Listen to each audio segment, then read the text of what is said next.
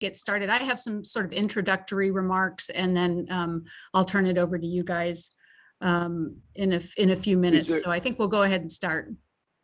Okay, sorry to hold everybody up. One quick thing. Could somebody please send me the invite, because I'd like to go on screen when we start presenting. I don't have the physical invite. I sent it to you. I sent No, it to you. Sent me the number. I need the invite. No, I also then sent you an email with it. I sent you an email with the invite that just went over the internet. I see. It's in the. I'm sorry, my mistake. Got it. Okay, I'm good to go. I think you've had it, but yeah, that's where it is. I got it. You're absolutely right, Carrie. This is a little different than my normal Zoom. Sorry.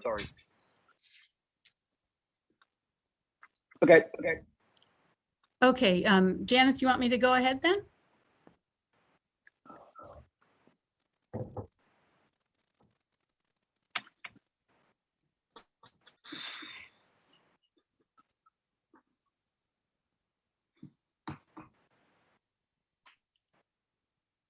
Lisa, can you hear me? Yeah, I can. Can I go ahead? Should I go ahead and start? Ooh, there's a lot of feedback. Let me go ahead and mute Jerry for right now. It might be his cell phone. And then if everybody else on the call could just mute besides Lisa. Thank you.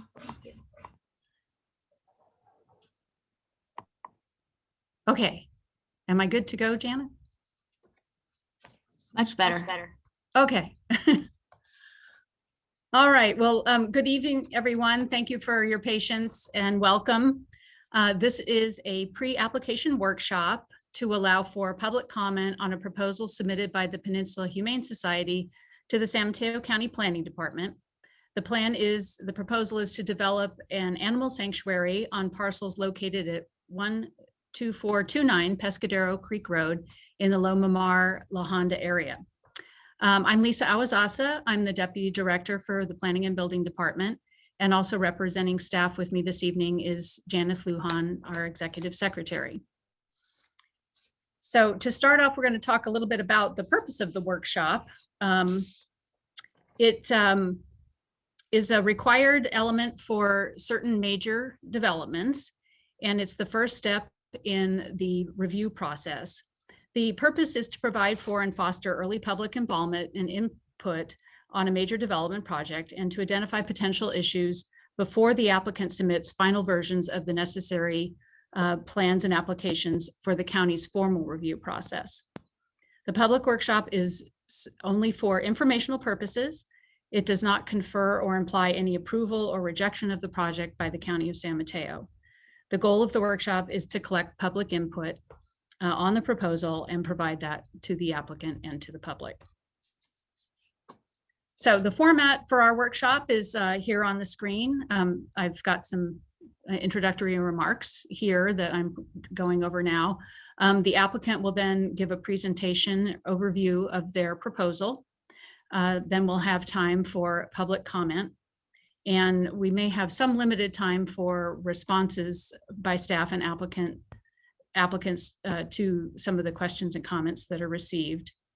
And then we'll conclude with a description of the permits, the formal permits that will be required for the project and the steps in that review process, with emphasis on the opportunities for future public input. And so with that, I'd like to turn it over to the applicant team.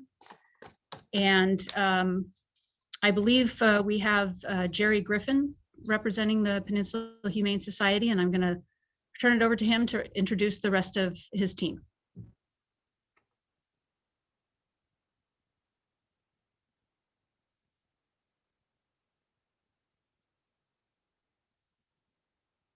Let me try to unmute him. He might be muted.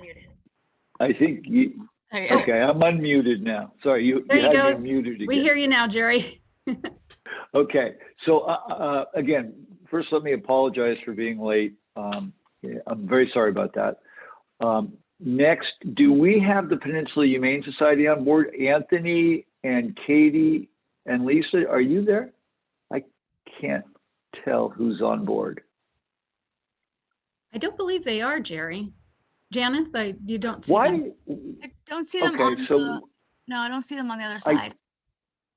okay, here's what I think we got mixed up on, and it's a collective, the four of us. We thought it was at 5:30. Oh, So, right, wrong, or indifferent, our mistake, and we'll move on. Is Jordan on? Yes, Yes. I am, Jerry. Okay. Well, the man that mattered is here. So the Peninsula Humane Society is very familiar with the project, obviously, and so they'll, I would guess, be joining either shortly or at 5:30. So Jordan is our architect, Jordan Bloom with KSH Architects. Jordan has been working with us from the very start of this project, and it's in its concept, and we've gone through a variety of iterations, and right now we think we have just what will work best for the Peninsula Humane Society up there. I could give you a short introduction, and then I'm going to turn it over to Jordan. This is this was conceptualized by the former president of the Peninsula Humane Society, a gentleman by the name of Ken White, who had a variety of donors requesting to find a piece of property where the dogs and cats that weren't quite adoptable for a variety of reasons, be it too old, be it they're lame, be it they're like a feral cat that they're not warm and fuzzy, where these animals could go to live out their lives.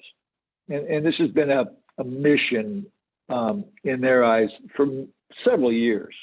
And so this is the culmination of this mission between Ken and his team, who will be joining us shortly.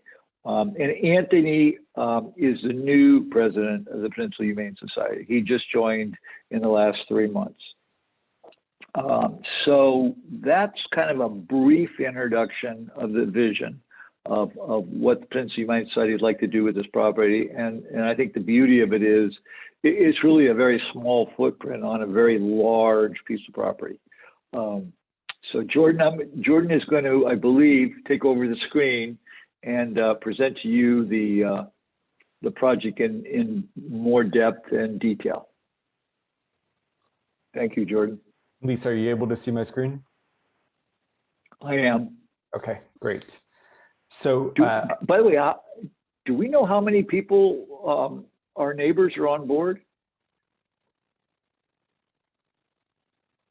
By chance? I don't need.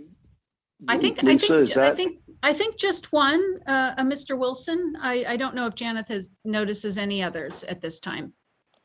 Okay, I just wanted to, because I'm very familiar with the property and I'm out there frequently, so I just wanted to introduce myself and tell you I'm available if at any time you need to see the property or what we're up to. Thank you. Okay. Okay, sorry, Jordan, I interrupted again. no, you're fine.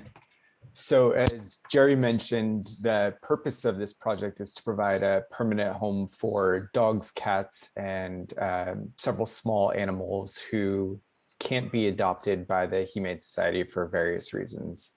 The project will house 200 dogs and 500 cats, and also provide a home for approximately 25 farm animals. And I think the main intent there are goats to help with grazing the property. The number of visitors, or sorry, not visitors, the number of staff and volunteers on site are about 13. The site is not open to visitors. These animals don't benefit from being exposed to visitors, so this facility will not be accessible to the public. And I think the last point is that there will be a caretaker that lives on site and is there 24 hours to care for the animals after hours and to alert the appropriate authorities if there's an emergency on site.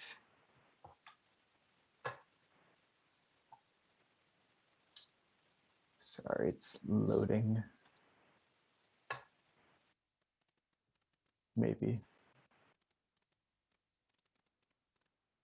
There we go.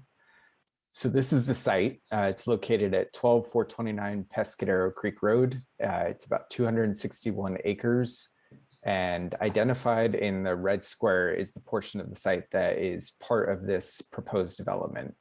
So the rest of the site that you can see here, we plan to leave as is and make it available to animals for grazing. The entrance to the site is off of Pescadero Creek down in this corner.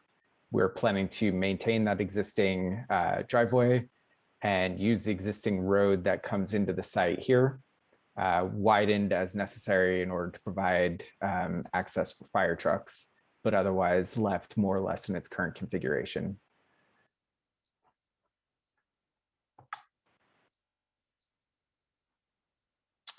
So this is an enlarged view of that red rectangle that was on the previous image. This is the proposed development. So starting at the road, this is the road that you come in on. This is the existing barn on the site, and there's an existing residence here that will be demoed and replaced with a storage facility. But that's really the extent of the existing development on the site. So we are clustering our proposed development close to the previously developed area.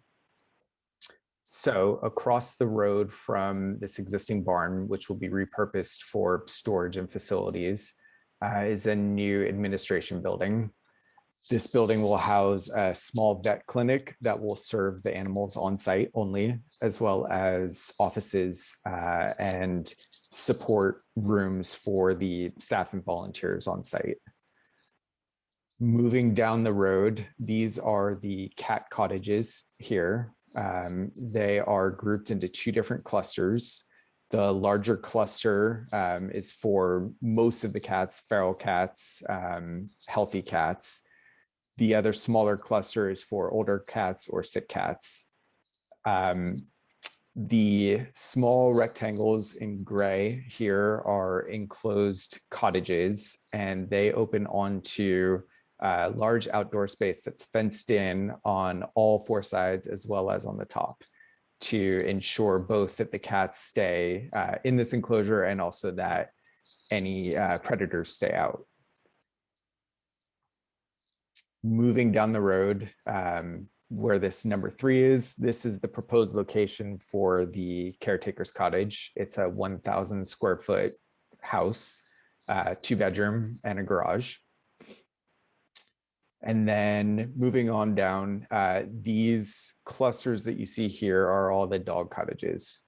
So these cottages are clustered into groups of 4 and 5, and they include a small 200 square foot indoor cottage as well as fenced in outdoor areas.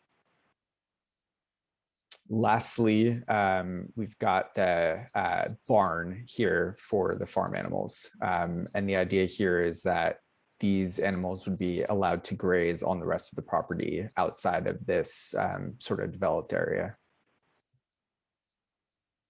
And then lastly, we've got just a couple of images of what this might look like. So this would be one of those clusters of dog cottages. So you can see these are the cottages here, about 200 square feet. And then adjacent to them are the fenced in outdoor areas. And then last image is of the cat enclosure. So these are the small cat cottages, and they open onto this fenced in outdoor space where the cats will live, and they are again enclosed on all 4 sides as well as on the roof. So I think that's really the extent of my presentation, Jerry. I don't know if you have anything to add.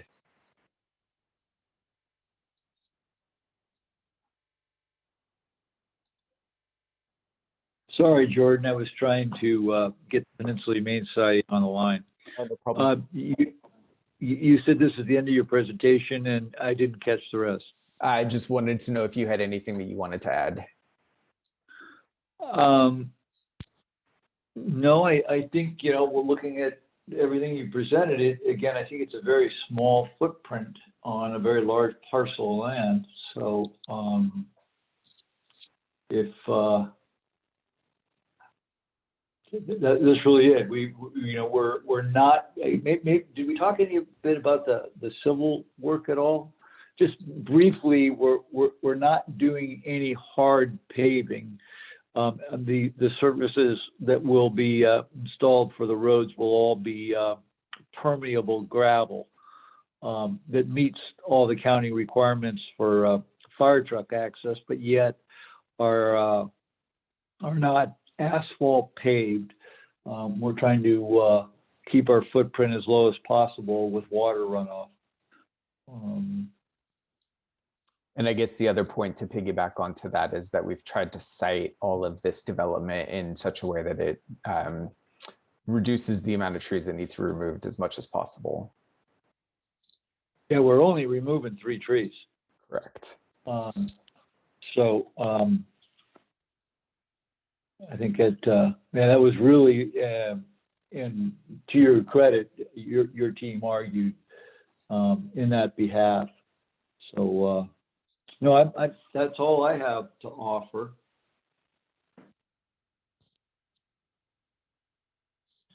Lisa, please jump in and let us know if there's something we missed or we should add.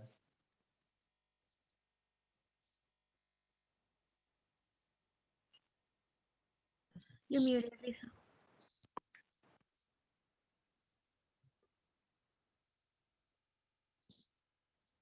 Lisa, you're muted. We can't hear you. Oh, sorry. I turned on the camera and forgot about the microphone. I'm so sorry. So what I was going to suggest is while we wait for perhaps some more of your team to join us to add whatever information they might have, I'll go ahead and give a brief overview of what the permit process is and what permits are required, and then we can take public comment. And hopefully if the rest of your group will have joined us, and if they have anything to add, then they can do that. So with regard to the process and the permits required, as I mentioned, this workshop is a very first step in the permit process. The area has a zoning of resource management, or RM for short. And so kennels and catteries, which technically this is what this would qualify as, are an allowed use with a use permit. The project also requires an RM permit, and it also requires a grading permit because of the grading quantity that's involved. And I believe that's if I'm understanding correctly, the grading is really more about the improvement to the access road and just being able to site the buildings. That accounts for the bulk of the grading, as I understand it. So the project will also require environmental review. Staff will make the determination as to the level of review required when the formal applications are submitted. But at this point, we anticipate that there will be a negative declaration prepared to comply with the California Environmental Quality Act. And then with regard to the process, I mentioned the permits required. After this workshop, we will prepare a summary letter that summarizes all the comments and information that was presented this evening. That will go out to the applicant and any interested party. And then the applicant has the opportunity to take those comments and that information into account as they prepare their formal applications. The permits required for the project will require a public hearing before the Planning Commission. So there will be additional opportunity for public comment, and there will be separate notice provided to surrounding property owners and interested parties at the time of the Planning Commission public hearing. So with that, I think we can go ahead and move to any public comments. So Janet, Lisa, can you still hear me? Yes, Okay. I can. Yeah, I wanted to, my client at the Peninsula Humane side is on board.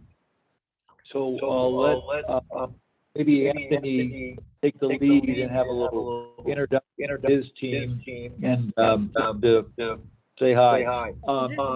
Is this Anthony? I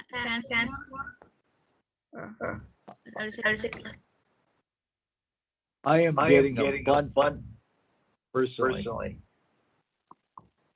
Can you hear me, Jerry? I can hear you fine, but I'm getting feedback, echo with every word. Oh dear. It looks like you have two devices on, Jerry. You have Daryl's open, and then you have yourself. So one of those is mute completely. Okay. Okay. There you go. And I only have my cell phone on. You want me to try hanging up and dialing in? You just Would that help? fixed the problem. You're good now. Okay. Okay, so what I was going to ask is, I do see Anthony on the line. Anthony, I can't pronounce his last name. Tansimone, is that who we're referring to? Yes. Okay, He might be. Could you tell him how to unmute? I'm going to go ahead and move him over in just 1 second, and then he could share his screen if he needs to. So let's just give him a second. Oh, great. Hi. There he is. Okay. Tanzamore, with Peninsula Humane Society. And Hi, Anthony. hi, it's nice to meet you. Sorry, we came on late. Lisa Van Buskirk, our Senior Vice President, is also on, and Katie Deneen, our other Senior Vice President, should be joining us if she's not on already. I already So, went ahead and Anthony, if you can hear us, we just had a short introduction.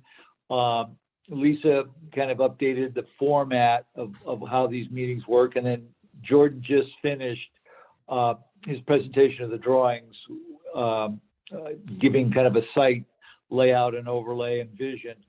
So this is a great place for you to step in, and if you guys would like to say a few words about your vision. I gave them a short introduction of what I knew was motivating the Peninsula Humane Society to go ahead and procure this land, but maybe you'd like to, you or Lisa or Katie, whoever would like to say a few words on your vision. Great. I'll say a few words, and then I might ask Lisa to say something as well. Our vision really is to save animals' lives. That's been our vision since we were started in 1950 here in San Mateo, and we have been adopting out dogs and cats for the last 70 years, and increasingly we have been getting animals that need rehabilitation. And there are some animals that are either too old or too sick, or they have behavior problems and they can't be adopted out. And years ago, we made a commitment, a promise that we would never would get to zero not euthanizing any animals, so zero euthanizations, or whatever the term is called. And so the concept of the sanctuary came to be, and our intention is that over time we would house a number of cats and dogs there who we would allow to live out the rest of their lives. And we would have a small number of volunteers, a small number of staff who would work on site taking care of the animals. Lisa, Katie, do you have something to add?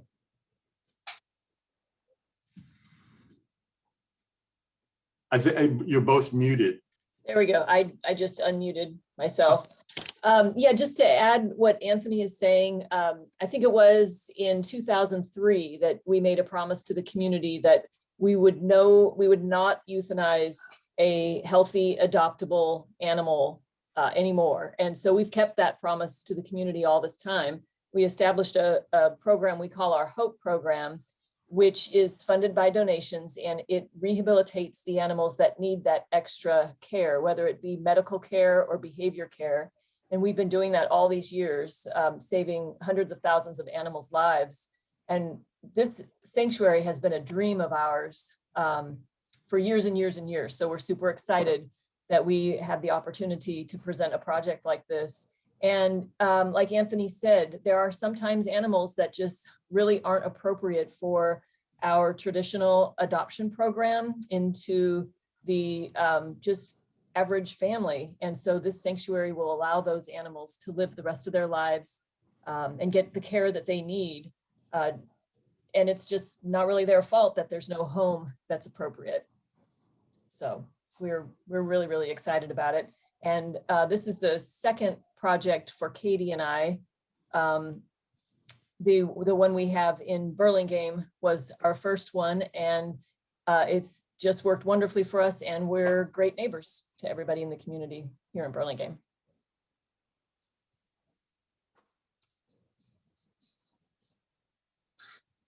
Katie, do you have anything to you want to add to that? You're muted.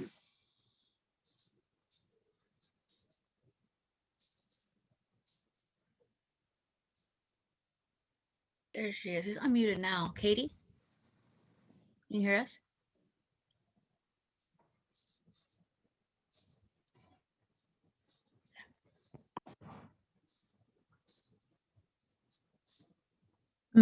Yeah, I'm not hearing her. I'm not hearing anything.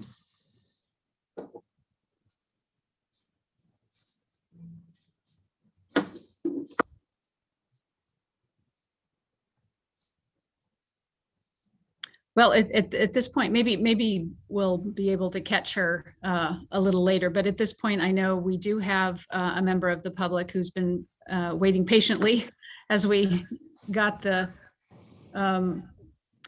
group together. And so we'd like to go ahead and allow for public comment.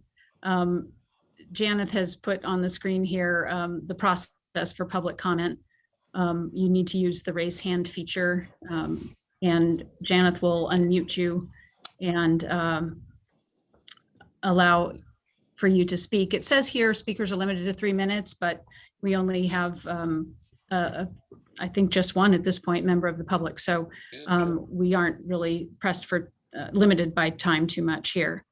So with that, I'll let Janeth go ahead and invite our member of the public to go ahead and comment. Perfect. Thank you, Lisa. I do see one or actually two hands raised for this item. I do see actually Susan Dunn twice. So she might be calling from a device or her mobile device and her computer. So Susan, please accept my invitation, unmute your microphone and begin speaking. Okay, hi. Can you see me or only hear me? We see your picture. Oh, that's too bad. Yeah. It's lovely though. Oh, well. Okay, I'm here with my husband, Eric. Let's see. So it's Susan and Eric, E-R-I-C Dunn. Our residence address is 509 Coleridge, C-O-L-E-R-I-D-G-E Avenue in Palo Alto, California. But we are also the owners of one of the properties adjacent to the PHS property out there in Pescadero.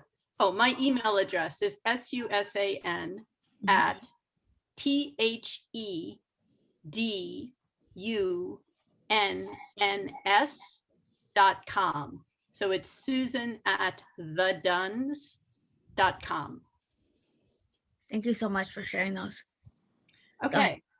Yeah. So let me say, my husband and I have had the pleasure of chatting with Anthony and Jerry on the phone already, and we're longtime supporters of PHS. And, you know, generally, as neighbors, we're optimistic that the PHS project will be like a win-win for everybody involved. So like directionally, we're supportive, but it is a big change, and so we have a couple of concerns, and maybe they'll be addressed in later phases of this process. In which case, you can just educate us to that fact, or otherwise let us know how you're thinking. So I'll name both the concerns and then give a little bit more detail. One concern is noise, and then the second concern is waste. So on the topic of noise, it's just 200 dogs is a lot of dogs. And right now it's very quiet up there. Haskins Hill, which is the local name for the property that PHS acquired, is a high point for, it feels like a mile around. And it is a rural environment. And so of course there are occasional motorcycles, cows, dogs, whatever. But I guess I just wondered, I'm sure at the site, I know in the site at Burlingame, you're subject to ordinary municipal zoning regulations, which have noise levels and such. I just wonder if you've given some thought to noise mitigation for this site. Like, will all the dogs be inside at night anyway? That's the first time I saw the visual of the little cabins. They look very cute. So that's question one. And then the second question just has to do with waste. Like 200 dogs and 500 cats is a lot of animal waste. And is there plans for septic, or I hope it's not something like a lined pond with liquefied raw sewage or something. That would be our second concern. That's all.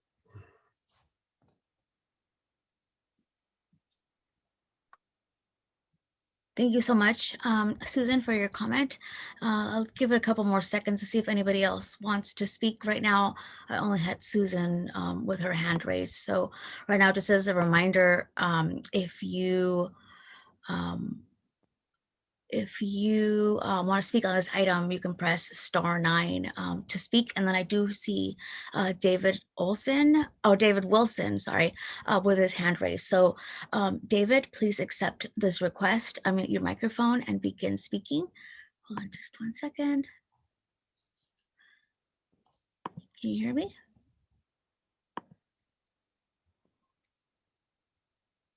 David? Yes. Go Can you ahead. hear me? Yes. Yes. Okay. We're a family-owned property. We have the upper 40 acres that's also connected to Sam McDonald Park. This has kind of become an area that is less inhabited for the wildlife that's already here. We have a exceptional amount of mountain lions here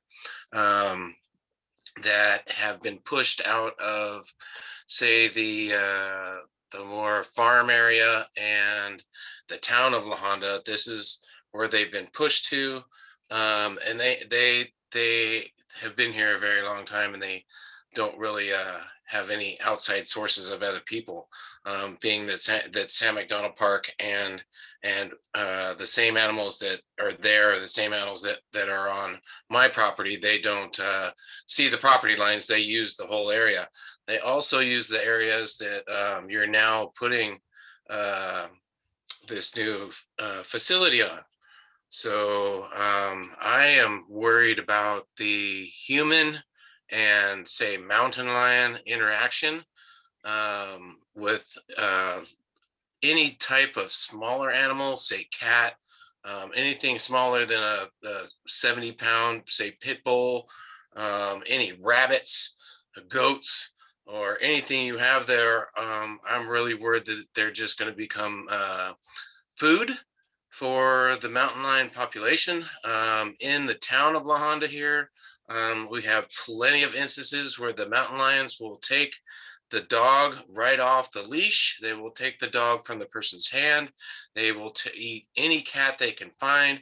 They will enter a house and go in through the front door. They will go through windows and take whatever animal is in there. So I'm worried that there's going to be a huge interaction of the animals that are already here and have been living here and are here fine. Once the people come in with a food source, that bothers me.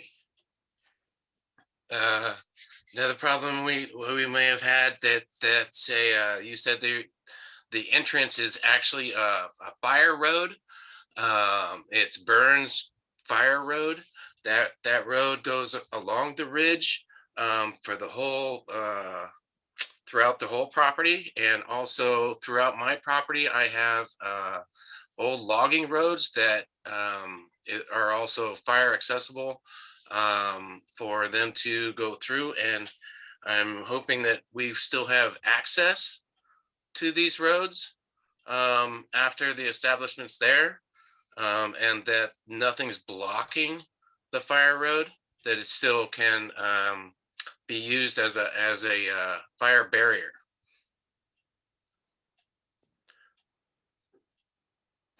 The last thing I would say is that the whole backside where the major square is, there is a lot of redwood trees, and I'm hoping that at no point in the future that there's going to be any type of logging. I also am worried about the animals. If whatever animals are there, hopefully they're neutered. That way, if they ever get loose, they don't populate. Last question, maybe the larger area in the back. Is this the maximum that there's ever going to be up there, or are you in the future wanting 500 more dogs and just more buildings are going to be built, or is this it? Is this capped? I think that takes care of everything there.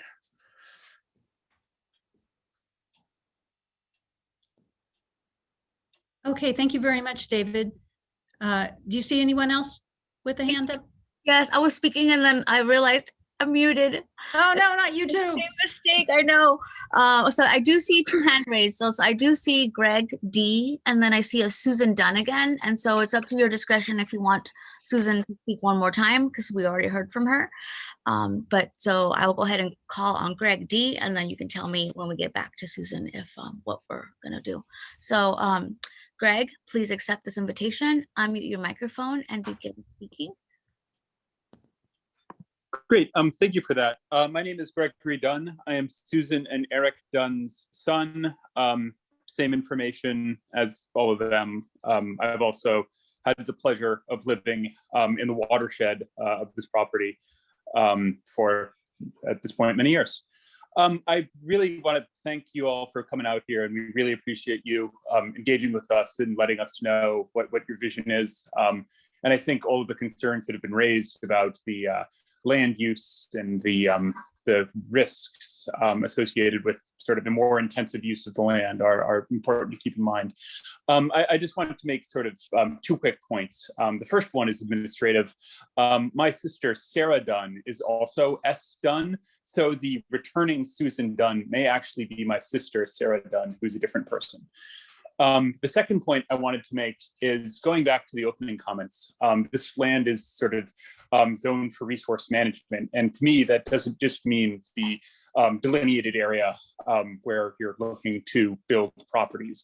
That means all of the land that y'all have purchased, to the inclusion of the precious old growth redwood forests sort of down the hill, as well as some lands that have proven to be, fire risks, and there's definitely work to be done. So I'm conscious that there may be as many as 12 people up there simultaneously. And I guess what I'm asking for is first a commitment to managing the land in a manner that abates fire risk, maintains habitats for natural and indigenous creatures. And secondly, I'm sort of looking to make sure that the consequences of bringing, 12 human animals and hundreds of non-human animals onto this site doesn't result in sort of stresses upon the land and stresses for the non-human animals that live there today. So with that, I'll end, but I'll just ask the administrators to consider unmuting the other S. Dunn, because I believe that is my sister. Thank you. Thank you so much. I didn't realize that. I can go ahead and allow her to speak if she still wants to say something. So let's see. That was Sarah Dunn. Sarah, please accept my invitation, unmute your microphone and begin speaking. Go ahead. Thank you so much. Yeah, sorry for the confusion there. That's actually like the second time that's happened today. So I'm definitely used to it. Really appreciate all kind of the work that's gone into this planning, and really good points have been made by everyone who's spoken so far. I in particular, and by the way, have the same information as Susan Dunn. So yeah, you can put my address and such as that. My kind of main concerns are around the impacts on wildlife. I know this has been touched on before, particularly in terms of mountain lions, but one thing I'm also concerned about is the impact on kind of smaller non-predator wildlife. Cats in particular are known to cause a lot of harm to local bird life. And as many of you know, I'm sure this area is kind of a refuge for a lot of birds that have been pushed out of other areas. So that's one point. Second point, and my brother kind of touched on this as well, is concerns about the fire. I think it would be great, to have the land managed in a fire kind of mitigating way. But another thing I'm worried about is kind of what the animals will do in the event of a fire. In the fires this past summer, there was a lot of concern about large animal management. A lot of animals had to be moved out to the cow palace or other barns in the Bay Area. In some cases, and not in the Bay Area, but in other areas, animals are set free. And I think that would have a really, really bad impact on the local environment. I think, it would probably cause harm to the animals themselves and also kind of obviously mess with a very delicate ecosystem. The last thing I want to touch on, and my mom touched on this as well, is the waste control and waste management. Want to reemphasize that this is a watershed. It is kind of on a slope draining into a creek that eventually drains to the ocean. If these animals are medicated, if they're fed kind of alternative food sources, if they're kind of subject to, chemicals, all of that will wash into the watershed and bring harm to, everything that touches it. So yeah, those are my main 3 points, I guess. Concerns about impact on wildlife, large and small, both as predator and prey. Concerns about, safety in the event of a fire, particularly kind of a disastrous fire that could, require a more complex contingency plan. And then finally, really emphasizing that waste control and management point, because I think, that's another thing that will impact everyone for miles around. Thank you for the time.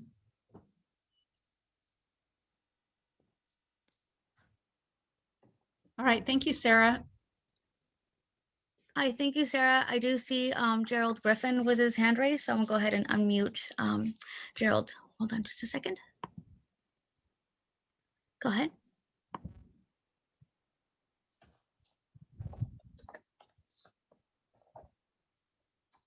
Could you hear us?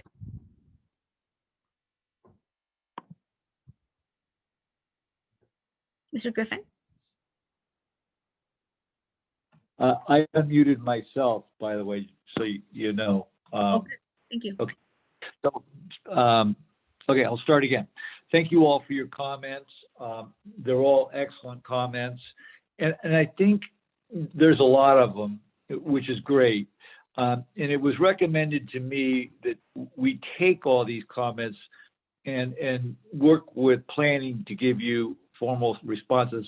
I'm not 100% clear on that, but we have, I think, what you'll be very pleased with, have thought through a lot of your comments already. So it'd be best if we could to respond in writing so that you have something tangible to address your concerns. Because to go through the current concerns would be lengthy. And I'm not sure what the time limit is exactly, but let me give you one. We said this earlier, and for Anthony and Peninsula Humane Society's knowledge, we have laid the property, the development out in such a fashion to cut the minimum amount of trees. So there's 3 trees being cut, none of them redwood. So this is the kind of thought process that's gone into that. And I think you'll be pleasantly surprised by our responses. So Lisa, but I defer to you on what you would recommend regard to the responses. Yeah, so if you would prefer to, address them in a comprehensive way in writing, what we can do is include those written responses in the summary letter that we're happy to send to everyone. And so that we can certainly go that way. If there's something, quickly that you want to address, that's fine too, since you have your team here. I'm sure everyone's time is valuable and we don't want to take too much time. So if there's something quick you want to, a question asked that you could put to rest, for example, I think with regard to the waste, it's my understanding that there will be a septic system, but if you want to give more detail on any of those, fine. Otherwise, we'll save them for a written response. Some of them are simple. I mean, the road, your fire road is only going to get better, and we're not changing any roads out there. It's only widening and becoming fire truck rated. So you're going to get better on that accord, but only to the development. Again, all the existing roads out there remain the same. And you're right, there are a bunch scattered here, there, and yonder. We're cutting no redwoods. We will never log the redwoods unless somebody comes and says you need to log the redwoods for the health of the redwoods. And that I've not seen done. Excuse me, I have seen that done. There are some people on your side of the mountain that believe that that's a good thing to do, but that's neither here nor there. Is Katie on? She's on, but we were having trouble hearing her. Okay, Katie, try *6 if you could. Doesn't look like she's on a cell phone. It looks like she's on a regular PC. So. Okay. Katie is in charge of operations, and she knows exactly what's happening with the waste. Lisa, I'm 80% sure of this statement, Lisa and Anthony, the waste all gets hauled away. None of the animal waste remains on site, and the septic system is only for human waste. Is the way I remember it. Excuse me, that's right. The animal waste will be picked up and, put in poop bags kind of situation and then hauled off with the trash.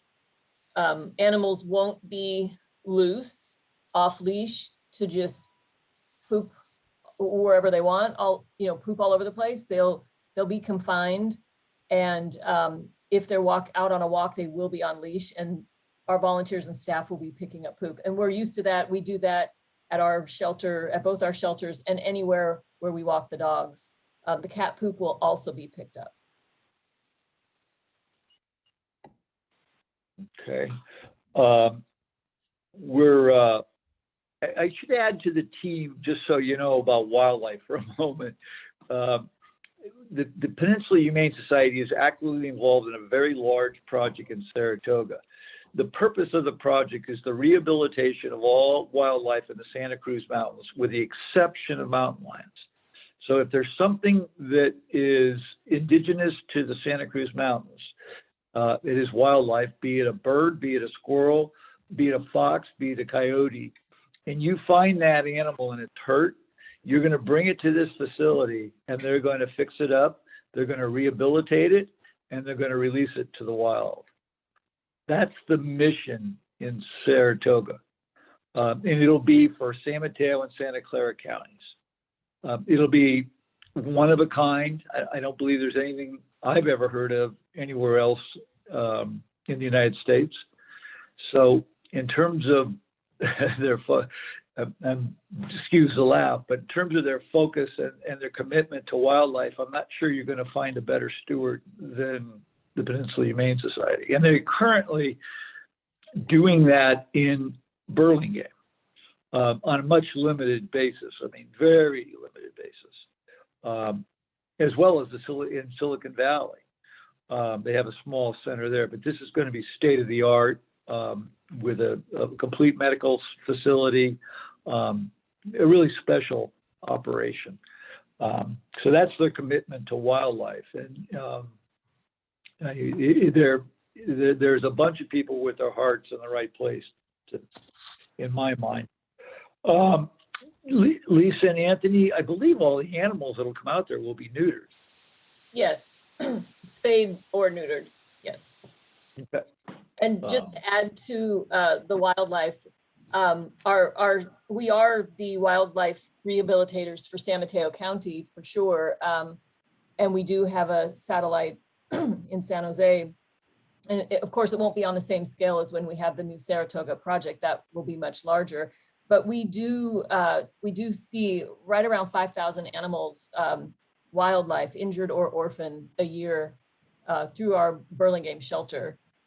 So, you know, we've been doing this since the early 1970s. It's part of our mission to save and rehabilitate wildlife.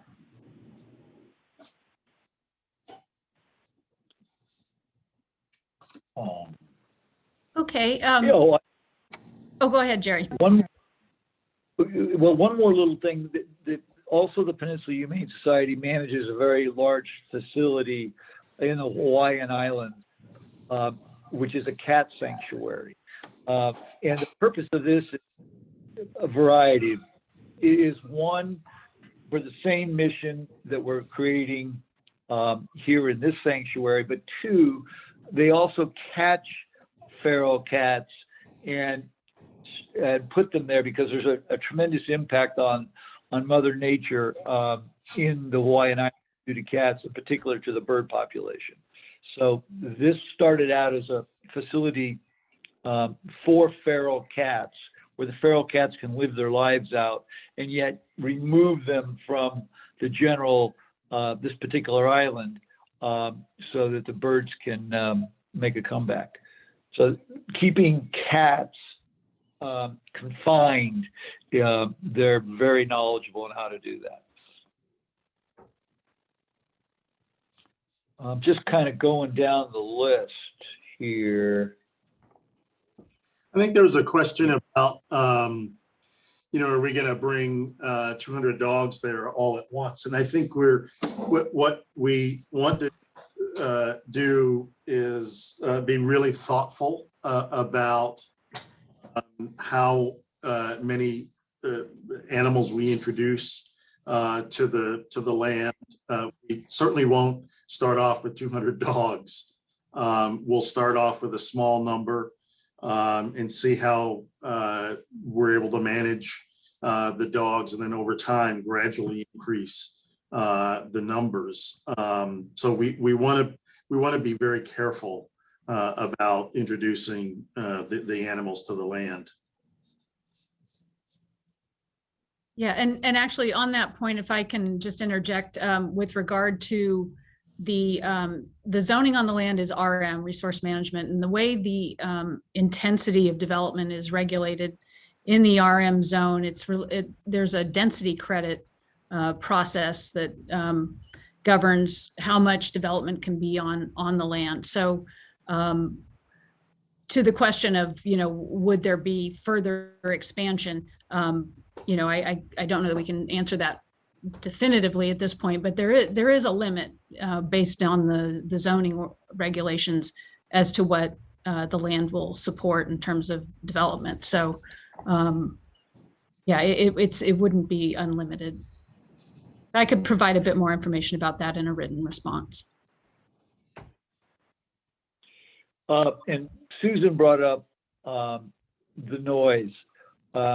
Susan, the one thing I know, and again, Katie's far more proficient at this, or maybe Lisa and Anthony are as well, but I was told that by, let's just call it dusk, all the dogs have these little homes that that reside in.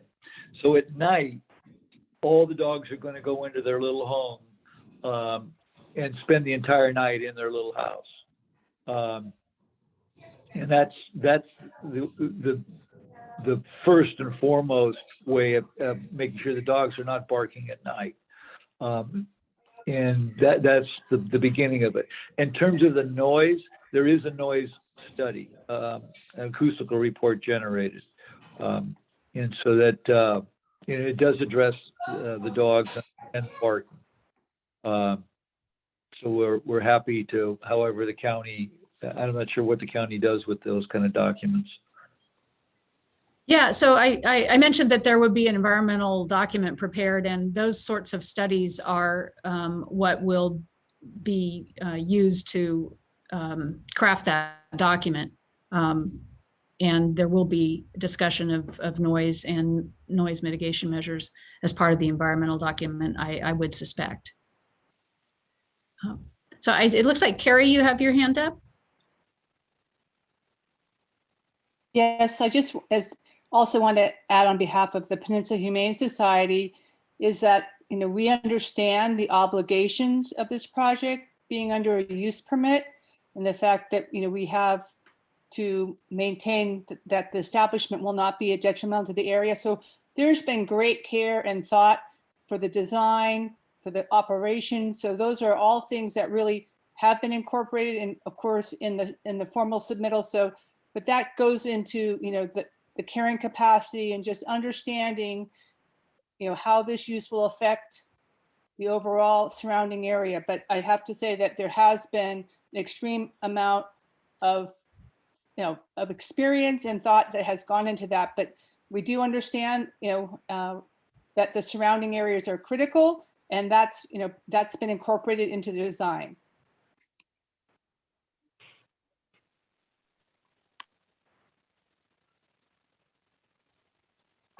Okay. I think we may be at a point to conclude then, unless there's anybody else that has anything they'd like to add.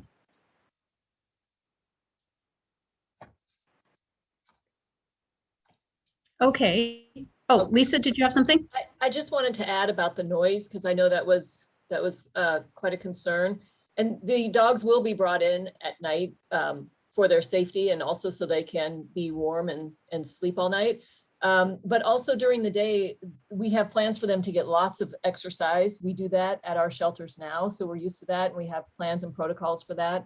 Lots of exercise means that they're comfortable and calm in their enclosures, at night and during the day, keeps them quieter.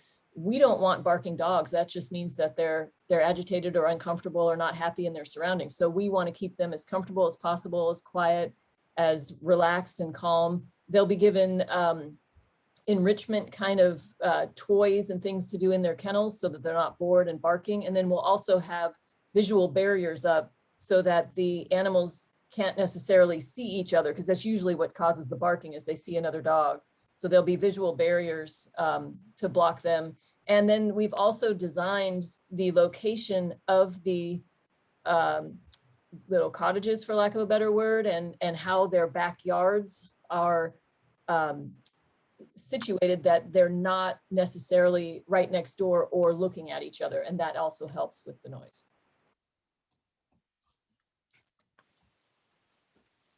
Okay, thank you for that. Good point.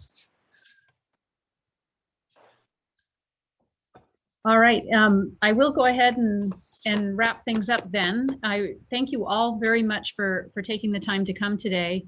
As I mentioned, this is the very first step in a permit review process that will consist of an RM permit, a grading permit, a use permit, and review an environmental document under CEQA. And so after this meeting, as I mentioned, we'll be preparing a summary of the comments that were made today and of the responses, and we'll include a bit more detail on some of the responses if the applicant would like us to do that. And we'll be happy to send that out to everyone. And then you're always welcome to get in touch with me if you have any questions about the permit process, and at any point. And then again, when after as the permit process goes forward and the environmental document is prepared, that will be posted for public review, and certainly there will be direct notice to surrounding property owners for the planning commission hearing when a decision on the application would be made. So this is sort of the start of an ongoing dialogue, and we welcome and appreciate your comments. So with that, I'll say good night and thank you all very much for coming. Thank you. Have a good night. Take Good care night. all. Thank you. Thank you.